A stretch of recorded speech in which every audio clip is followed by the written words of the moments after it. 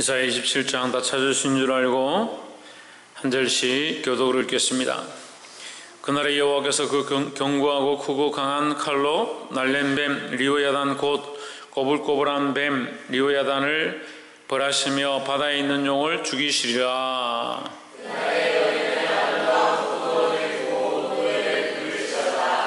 나 여호와는 포도원 지기가 되며 때때로 물을 주며 밤낮으로 간수하여 아무든지 상해하지 못하게 하리로다.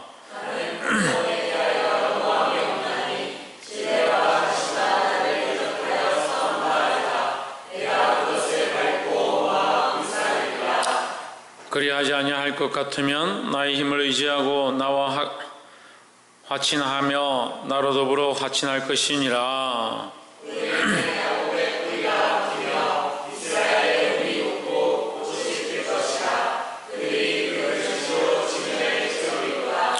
주께서 그 백성을 치셨은들 그 백성을 친 자들을 치심과 같았겠으며 백성이 살육을 당하였은들 백성을 도륙한 자의 살육을 당함과 같았겠느냐.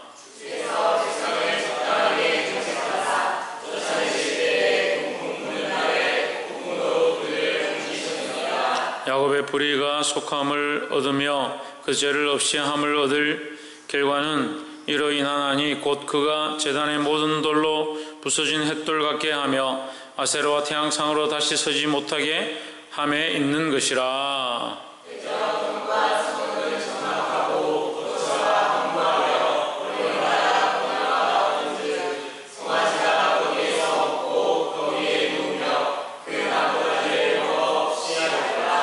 가지가 마르면 꺾이나니 여인이 와서 그것을 불사를 것이라. 이 백성이 지각이 없으므로 그들을 지으신 자가 불쌍히 여기지 아니하시며 그들을 조성하신 자가 은혜를 베푸지 아니하시리라.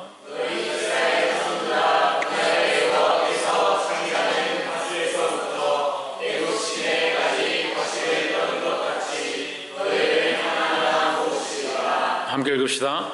그날에 큰 나팔을 불리니 아수르 땅에서 멸망하는 자들과 애굽 땅으로 쫓겨난 자들이 돌아와서 예루살렘 성산에서 여호와께 예배하리라. 아멘. 할렐루야. 아멘. 우리 옆에 사랑하는 인사합시다. 사랑합니다. 축복합니다. 할렐루야. 우리 이사야서 27장 말씀을 함께 나누겠습니다. 27장 말씀은 26장과 같이 이 이스라엘 백성들 가운데 하나님께서 회복하실 것들을 말씀하고 있습니다. 하나님께서 왜 이것을 말씀하시느냐? 하나님께서 심판하고 경고하시는 것도 말씀하시지만 또한 회복해 하실 것 또한 얘기하신다. 왜 그렇게 하시냐? 경고도 하나님의 사랑이고 또한 회복해 함도 하나님의 사랑이다. 그래서 결국 하나님은 그 사랑을 따라서 우리에게 이루어 주시길 원하신다. 재하윤, 뭘 이루신다고? 하나님께서 하나님의 사랑을 따라서 이루기를 원하신다. 그래서 인간은 결국 파괴하고 무너뜨리는데 익숙하지만 하나님은 온전케 하시고 회복케 하는데 익숙하시다. 그럼 하나님은 창조주 하나님이시고 이 세상을 만드신 하나님이시다. 그래서 결국 하나님은 멸망케 하는 게 목적이 아니다라는 거죠. 그렇지만 결국 인간이 자기 욕심에 이끌려서 멸망하는 길을 선택하는 것이 문제입니다. 그래서 우리는 정신을 차려야 합니다. 하나님께서 이 은혜를 베푸실 때에 정신을 차리고 하나님께서 회복해 하실 때에 그 은혜를 사모할 수 있는 저와 여러분 되기를 주의 이름으로 축복합니다. 그럼 누가 이것을 받겠습니까? 믿음으로 하나님 오실 것들을, 하나님 하실 것들을 기대하고 기다리는 사람들이, 믿음으로 주님 안에 붙어 있는 사람들이 이긴다라는 거죠. 근데 이 세상을 사랑하고 세상의 것들을 쫓아가면 결국 망하는 길 가운데 서게 된다라는 겁니다. 볼 수 있기를 주의 이름으로 축복합니다.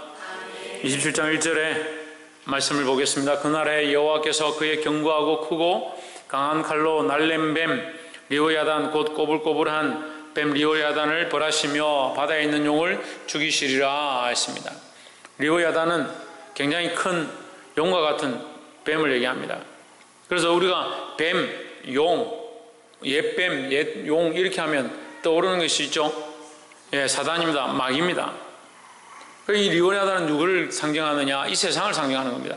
이 세상이 어디에 사로잡혀 있느냐? 자기 욕심에 사로잡혀 있죠. 세상 자체가 더러운 게 아니고요. 이 세상 자체가 멸망해야 될 것은 아니지만 세상이 어디에 빠져있기 때문에, 자기 욕심에 빠져있기 때문에, 세상의 문화 자체가 자기를 사랑하고 자기 욕심을 쫓아가는 것, 자기 욕구를, 욕망을 쫓아가는 것에 익숙해 있다라는 거예요. 우리는 하나님 믿는 사람들이 정신을 차려야 되는데 무슨 정신을 차리냐? 자기를 사랑하고 자기 욕심에 매이는 것, 그것에서 정신을 차려야 된다는 겁니다.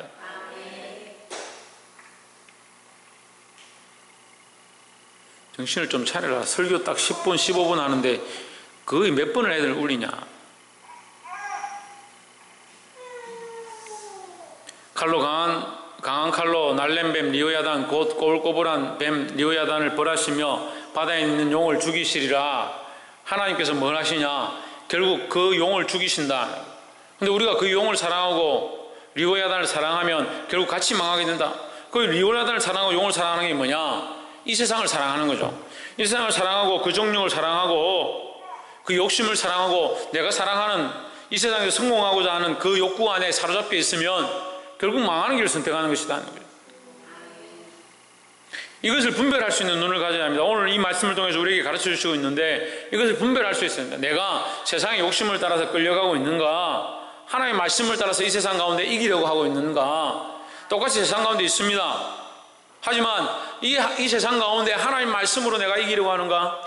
이 세상이 원하는 대로 내가 내 삶을 포기하고 이 세상이 원하는 대로 내 육신의 정욕과 안목의 정욕과 이성의 자랑과 보이는 대로 내 욕구를 따라 살아가고 있는가? 그걸 구별할 수 있어야 됩니다. 똑같이 세상 가운데 있지만 믿음으로 사는 사람들이 있습니다. 믿음으로 하나님 영광을 위해 사는 사람이 있습니다. 그럼 결국 세상이 망한다 하더라도 우리는 어떻게 되느냐? 구원을 받게 되는 은혜가 있다는 거죠.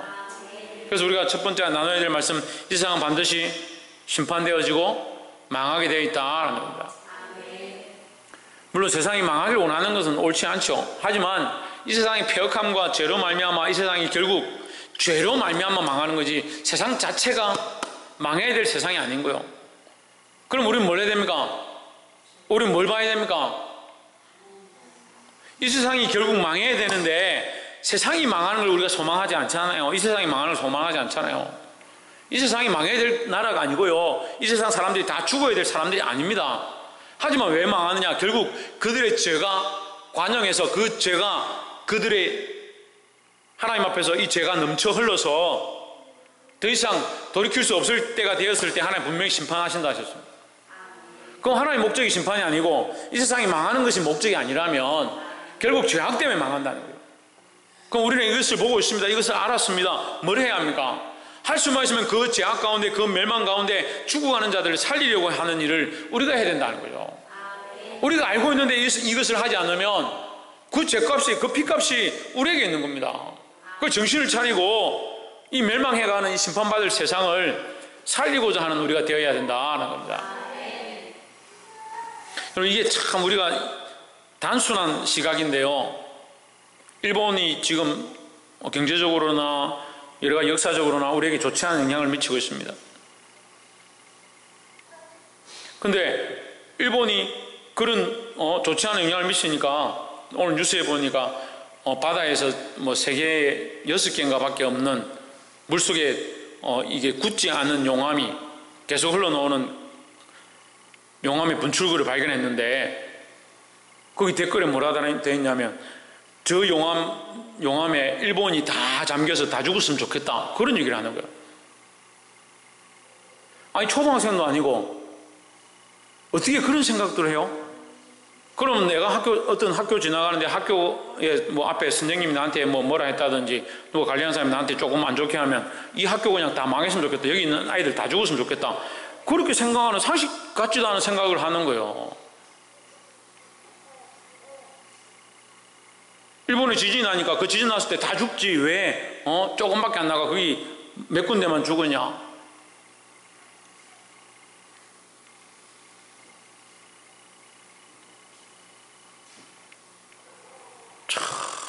후쿠시마에 원전이 터졌는데 거기 사람들 다 죽었어야 되는데 몇 군데 다 터지지 왜 거기만 터졌냐. 아니 그런 말도 안 되는 얘기를 하는 거예요. 근데 그게 당연한 줄 아는 거예요. 일본을 욕하고 일본 싫어하고 그리고 일본은 싫어할 수 있죠. 저도 일본 별로 안 좋아하지만 거기에 있는 사람들은 무슨 죄가 있냐고요. 거기 국민들은, 그 백성들은 무슨 죄가 있냐고요. 거기 태어난 어린아이들은 무슨 죄가 있냐고요. 정치적인 감정, 경제적인 감정, 상황이 좋지 않은 그 사람들 싫을 수 있습니다. 요나가 그래서 안 갈라 했죠. 니네웨에 가서 나는 복음 전하지 않겠다. 하나님의 그 경고를 하지 않겠다. 그런 생각들을 합니다.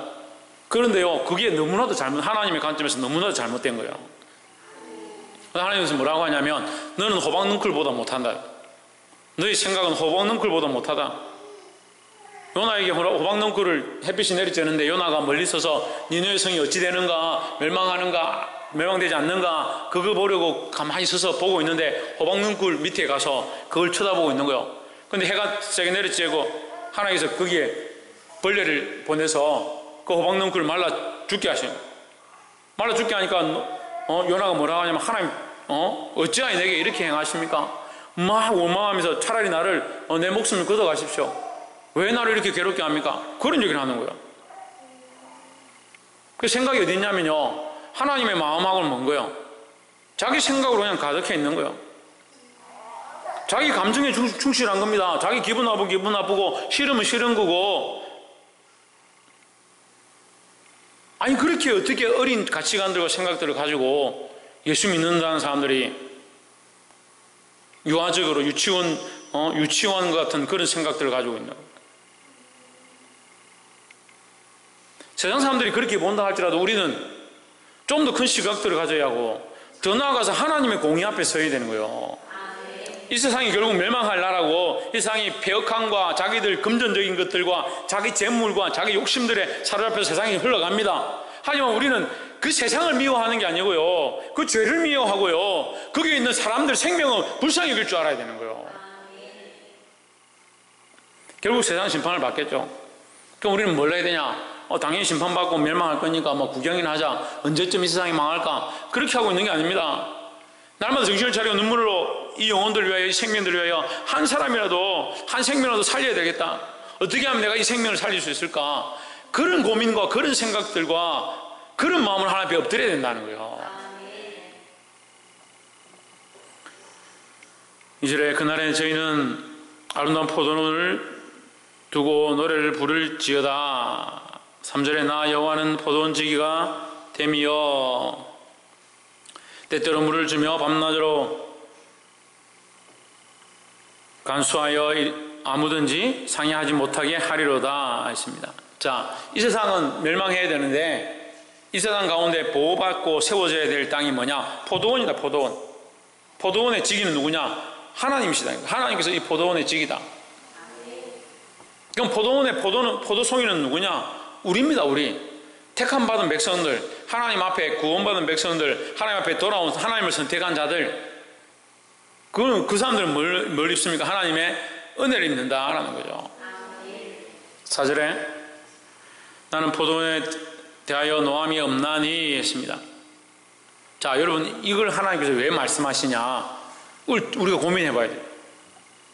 포도원에 대하여 노함이 없다. 하나님 포도원에 대하여 노함이 없다. 이런 얘기를 왜 하느냐? 하나님 이스라엘 자체에 대하여 노함이 없다. 이 세상에 심판하실 때 이 세상에 대하여 노함이 없다라는 것을 얘기하는 거예요. 하나님 결국 무엇 때문에 심판하시냐? 죄 때문에 심판하는 거지. 이스라엘 백성 자체를 불쌍히 여기고 이 세상의 모든 민족 자체를 불쌍히 여기신다는 거죠. 결국 그들이 죄와 결탁해서, 세상과 결탁해서 넘지 말아야 될 선을 넘었으므로 그 죄에 대하여 심판하는 거지. 그 죄에 대한 심판을 인해서 그들이 마강이 되는 거지. 하나님은 그 포도원에 대하여, 그 이스라엘 백성에 대하여 노함이 없다. 찔레와 가시가 나를 대적하여 싸운다 하자 내가 그것을 밟고 모아 불사르리라. 하나님은 뭐와 싸우냐? 찔레와 가시와 싸운다. 하나님이 세우신 법에서 벗어나 있고, 하나님께서 뭘 심었냐? 포도원을 심었다. 포도를 심었다.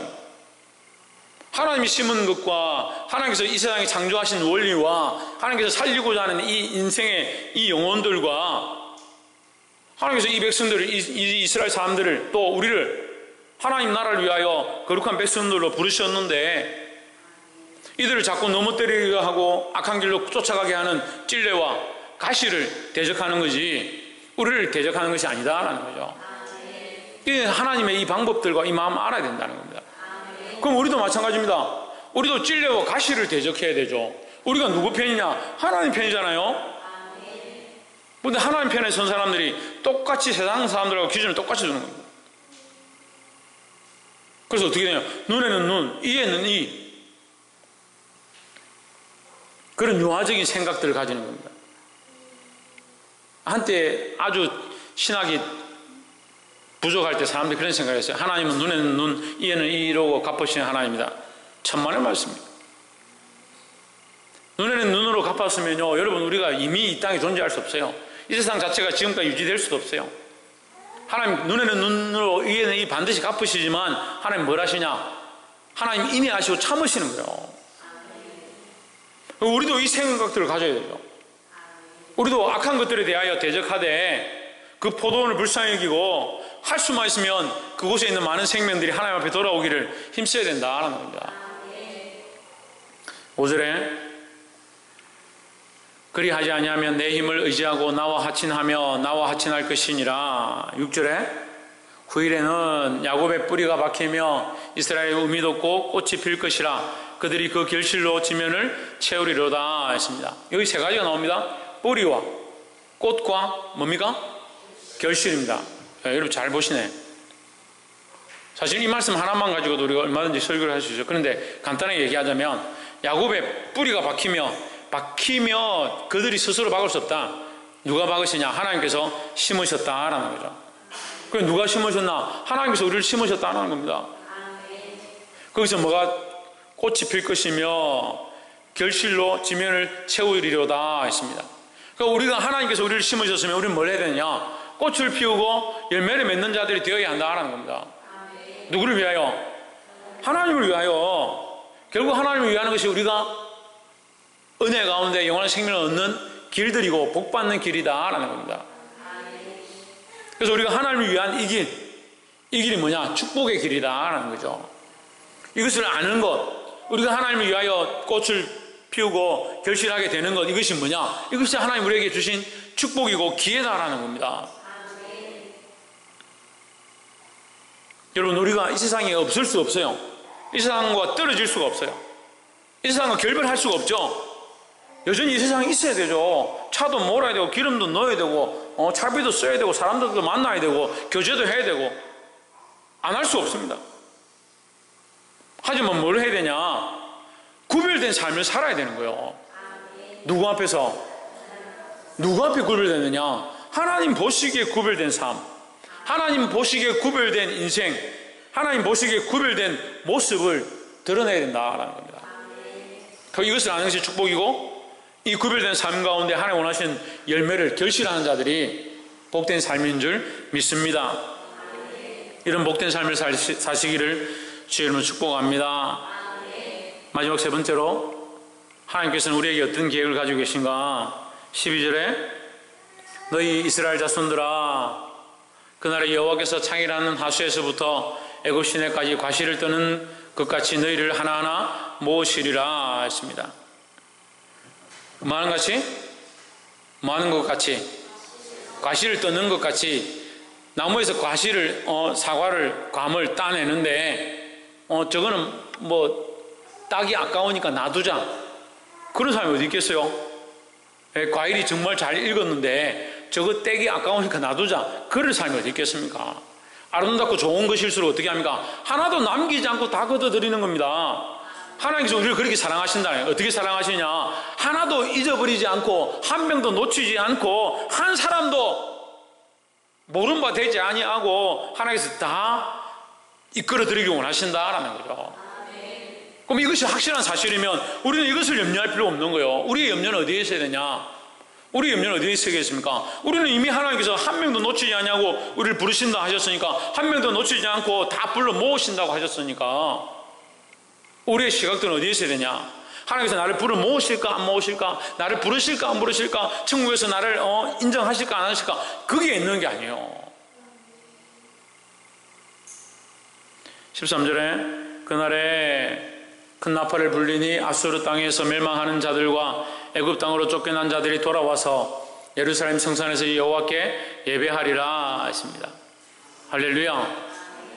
자, 아수르 땅으로 멸망하는 자, 애굽 땅으로 쫓겨난 자, 그리고 애굽 땅으로 간 사람들은 이제 우리 끝났구나. 아수르 땅으로 끌려간 사람들, 우리 이제 끝났구나. 그 소망이 없는 이스라엘 백성의 모습이다. 우리가 때로는 세상에 끌려가기도 하고 세상의 악한 것들에 우리가 마음을 빼앗기도 하고 실패하기도 하지만 하나님 그걸 통해서 우리를 멸망하고 끝내시고자 하는 것이 아니다라는 거예요. 우리가 이것을 보았을 때 빨리 정신을 차리고 하나님 앞에 돌아와야 한다는 겁니다. 하나님께서는 우리를 뭘 하기 원하시냐? 돌아오게 하시길 원하신다. 돌아와서 예루살렘 성산에서 하나님께 예배하길 원하신다.